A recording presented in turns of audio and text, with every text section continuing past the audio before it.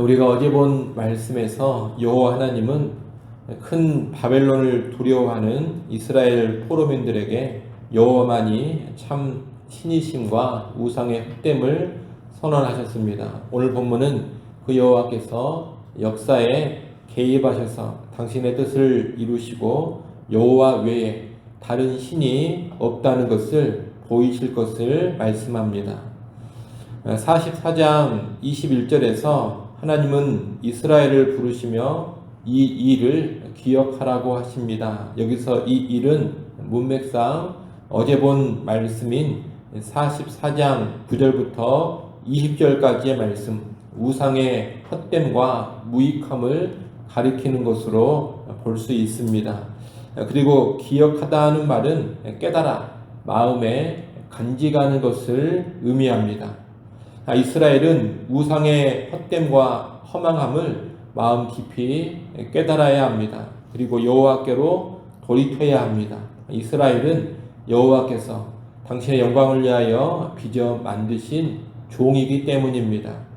21절 하반절에서 너는 나에게 잊혀지지 아니하리라, 이렇게 또 하나님은 말씀하십니다. 이 말씀은 여호와께서 자기들을 잊으셨다고 불평하고 있는 이스라엘에게 주시는 답변의 말씀입니다. 여호와께서는 이스라엘을 잊으시거나 떠나신 적이 없었습니다. 70년의 긴 바벨론 포로 기간 동안에도 하나님은 언약을 기억하시면서 하나님의 구원을 이루어 오셨습니다. 당신의 종을 항상 기억하신 하나님께서 이스라엘을 책망하지 않으시고 그들의 허물과 죄를 빽빽한 구름과 안개가 없어지는 것처럼 씻어줄 것이라, 그렇게 또 말씀하십니다. 그리고 이 용서와 구원의 선언 앞에 이스라엘 백성은 이제 여호와께로 돌아올 것을 명령하고 계십니다. 23절은 하늘과 땅을 포함한 온 우주가 여호와의 구원을 기뻐하며 함께 찬양하라는 초대입니다. 이것은 여호와의 구원이 자연계에도 영향을 미침을 시사해 줍니다. 모든 피조세계가 이스라엘 가운데 계시된 여호와의 그 구원의 능력을 보면서 찬양하게 되는 겁니다. 여러분, 하나님은 자기 백성에게 죄사함과 구원을 주시는 분입니다. 신약시대에는 예수님의 십자가를 통한 죄사함과 구원을 이루시고 예수 믿어 구원받으라고 선포하고 계십니다. 세상의 헛된 우상을 버리고 예수 믿고 여호와께로 돌아오라고 말씀하고 계시는 겁니다. 신자는 이 선포에 반응해서 예수를 믿고 세상의 헛된 신을 버리며 여호와만 섬기는 사람들입니다. 그리고 우리를 구원하신 하나님께 나아가서 하나님의 구원과 영광을 높이 찬양하는 사람들입니다. 이를 기억하고 오늘날 죄사함과 구원의 은혜를 받은 자로서 세상의 헛된 신을 버리고 여호와 하나님만 섬기고 하나님만 높이고 찬양하는 그런 삶을 살아갈 수 있기를 바랍니다. 그것이 신약시대 여호와의 종인 새 이스라엘 교회의 합당한 모습입니다. 24절부터 28절까지 말씀은 바벨론의 멸망과 예루살렘의 재건에 관한 말씀입니다. 24절에서 이스라엘의 구속자가 되시며 그들을 모태에서부터 만드신 여호와께서는 하늘과 땅만이 아니라 그 안에서 벌어지는 모든 것들을 만드셨다고 말씀합니다. 여호와께서는 홀로 천지를 만드셨기 때문에 또한 홀로 역사를 주관해 가십니다. 창조주가 되시고 역사의 주관자가 되시는 여호와께서는 헛된 말을 하는 자들의 징표를 패하시고 점치는 자들을 미치게 하고 지혜로운 자들을 물리쳐 그들의 지식을 어리석게 하십니다. 25절에 나와 있는 이 말은 바벨론 제국의 신탁과 점성술을 무력하게 만들어 버리신다는 말씀입니다. 그들은 미래를 예언한다고 하면서 가지고 있는 지식을 동원해 이런저런 많은 말들을 하고 있지만 하나님께서 그런 말들을 다 헛것으로 겉것으로 만들어 버리신다는 겁니다. 대신에 26절에 보면 하나님은 자기의 종들과 사자들이 선포한 예언은 성취되게 하십니다. 이를 통해 바벨론의 종교와 지혜를 무용지물로 만들어 버리시고 역사의 주관자는 바벨론의 신들이 아니라 여호와 하나님이라는 것을 분명히 보여주시는 겁니다. 26절 하반절부터 28절까지 말씀은 여호와께서 자기의 종 선지자들을 통해 선포하신 구원의 계획을 4가지로 말해주고 있습니다. 처음에 2가지는 이스라엘의 회복과 관련된 약속으로 바벨론의 포로로 끌려가 있는 이 포로민들이 예루살렘으로 돌아와 다시 살게 된다는 것이고, 또 무너졌던 유다의 성읍들이 재건되고 황폐한 곳들이 복구될 것이라는 말씀입니다. 3번째는 바벨론의 심판과 관련된 말씀으로 유브라데 강을 말려서 바벨론을 멸망시켜버리겠다는 말씀입니다. 그리고 4번째는 바사왕 고레스에 관한 말씀으로 고레스가 여호와께서 기뻐하시는 것을 모두 다 성취할 것이라고 말씀합니다.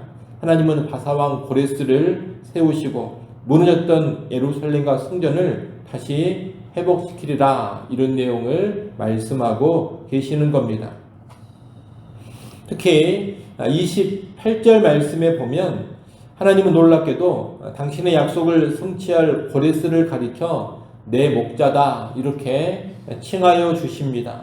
또 45장 1절에 보면 여호와께서 고레스에게 기름 부으셨다, 이렇게도 말합니다.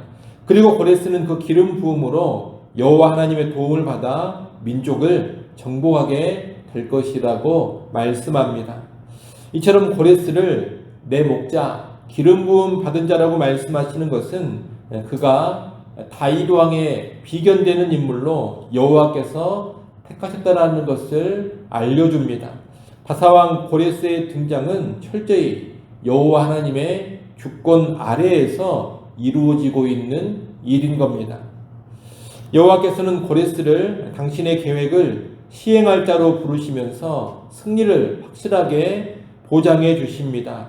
45장 1절 하반절부터 3절까지 말씀을 보면 여호와께서 고레스의 오른손을 붙드시고 그의 앞에 열국이 항복하게 될 것이라고 말씀합니다. 민족의 왕들이 혼비백산에서 싸워보지도 못한 채 항복하게 하시고 성문이 열리고 닫히지 못하게 하심으로 저항하지 못하게 될 것이라고 말씀합니다. 또 고레스의 온정이 신속하게 이루어지도록 험한 곳을 평지가 되게 하시고 뚫고 들어갈 수 없도록 쇠빗장으로 막아놓은 논문도 깨뜨릴 것이라고 말씀합니다. 또 은밀하게 숨겨진 보화까지도 다 고레스의 손에 넘겨준다고 하십니다. 이 모든 일들은 여호와 하나님께서 행하시는 일들입니다. 이렇게 여호와께서 당신을 알지 못하는 고레스를 불러다가 승리를 허락하시는 이유는 다른 이유가 아닙니다. 여호와 하나님의 백성인 이스라엘 때문입니다. 45장 4절 말씀을 우리 같이 한번 읽어보겠습니다. 45장 4절 말씀 함께 읽습니다. 내가 나의 종 야곱, 내가 택한 자 이스라엘, 곧 너를 위하여 내 이름을 불러 너는 나를 알지 못하였을지라도 내게 칭호를 주었노라. 아멘. 여호와 하나님께서 지금 왜 고레스를 불러다가 이런 존귀한 칭호를 주시느냐? 다른 이유가 아닙니다. 나의 종 야곱, 내가 택한 자 이스라엘을 위하여 그렇게 하시는 겁니다. 고레스가 중심이 아닙니다. 이스라엘 백성이 중심인 겁니다. 달리 말하면 지금 세상 역사가 하나님의 백성을 중심으로 해서 펼쳐져 가고 있는 겁니다. 그리고 이렇게 되는 것은 여호와 하나님께서 역사의 주관자이시기 때문입니다. 고레스의 택함과 승리는 여호와께서 모든 역사를 주관하고 계시기 때문에 가능한 일입니다. 여호와가 역사의 주관자이시기 때문에 이처럼 고레스의 등장과 승리를 미리 알려주시며 이스라엘의 회복과 구원을 이루어 가시는 겁니다. 이 고레스의 승리를 통해서 이제 여호와밖에는 다른 신이 없다는 것이, 오직 여호와만이 역사의 주관자라는 것이 확실하게 선포될 것입니다. 마지막으로 45장 7절은 여호와께서 빛뿐만 아니라 어둠도 또 평안만이 아니라 환난까지도 창조하신다는 것을 말씀합니다. 이 빛과 어둠은 창조의 영역에서, 그리고 평안과 환난은 역사 안에서 일해 가시는 하나님의 활동을 보여줍니다. 평안과 환난은 특히 이 땅 위에 모든 사건으로 볼 수가 있겠습니다. 그러나 우리가 좁게 본다면 이스라엘의 구원과 바벨론의 멸망을 가리키는 것으로 볼 수도 있겠습니다. 평안은 이스라엘의 구원과 연관해 하나님께서 하시는 일이요, 환난은 바벨론의 멸망과 연관해 하나님께서 하시는 일이다, 이렇게 볼 수 있다는 겁니다. 창조주가 되시고 구속주가 되시는 여호와 하나님께서는 이스라엘의 해방과 회복을 위해서 고레스에게 승리를 약속해 주시고 이스라엘을 억압하는 바벨론에게 멸망과 환난을 주시는 분입니다. 이러한 여호와 하나님은 모든 역사를 다 주관하고 계십니다. 신자는 이 여호와만이 세상의 모든 역사를 이루어가는 주권자가 되심을 결코 잊어서는 안 됩니다. 모든 역사가 세상 권력자들의 뜻대로 움직여가는 것이 결코 아닙니다. 겉으로만 보면 세상 사람들의 힘과 권력자들의 뜻대로 세상 역사가 펼쳐져 가는 것처럼 보이지만 사실 이 땅 역사의 모든 일을 행하시고 이루어 가시는 분은 실상 여호와 하나님이십니다. 지금도 하나님께서는 이 땅의 모든 환경과 상황들을 주관해 가고 계십니다. 복잡한 국제 정세들, 강대국들의 득세, 또 모든 재앙과 재난, 이 모든 것들이 다 하나님의 주권 아래에서 펼쳐져 가는 일들입니다. 그 모든 것을 통해 당신의 뜻을 이루어 가시는 분, 그분이 바로 여호와 하나님이십니다. 그리고 이 모든 일들의 중심에는 자기 백성, 교회를 향한 하나님의 뜻과 계획이 있습니다. 세상의 역사와 모든 일들은 교회를 중심에 두고 사실 흘러가고 있는 겁니다. 자기 백성을 향한 구원의 완성으로 이 세상 역사는 끝나게 될 겁니다. 그리고 이를 통해서 하나님께서 영광과 찬송을 받게 될 겁니다. 여러분, 창조주와 구속주가 되시는 하나님께서는 역사의 주관자가 되시며 세상 역사를 교회 구원의 완성으로 마무리 짓습니다. 신자는 이런 믿음 가운데 어떤 세상의 흐름에도 요동치 않는 사람들입니다. 세상에 그 어떤 격변이 일어난다 하더라도 재림과 구원의 완성으로 끝나는 이 땅의 역사를 전망하면서 눈을 들어 주를 바라보는 사람들, 그들이 바로 신자들입니다. 또 내 인생의 평안과 환난도 여호와 하나님의 주권 아래 있다라는 것을 분명히 알고 모든 상황 속에서 눈을 들어 여호와 하나님을 바라보는 사람들이 신자들입니다.